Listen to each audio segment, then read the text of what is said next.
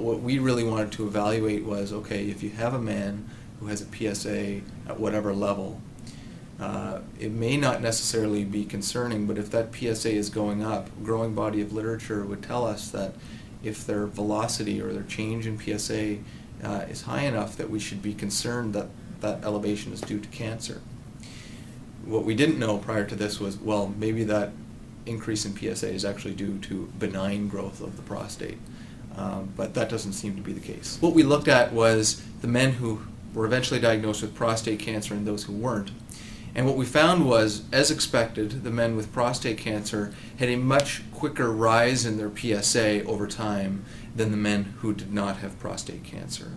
But when we looked at the prostate volumes, in fact, they were the same. So the people who were diagnosed with prostate cancer had the same change in their prostate volume compared to the men who weren't.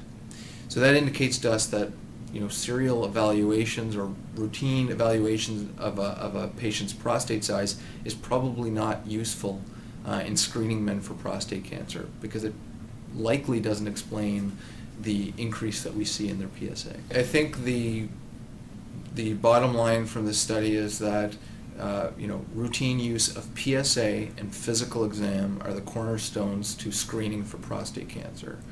And ultrasound for volume assessment or additional tests at this point do not seem to be beneficial.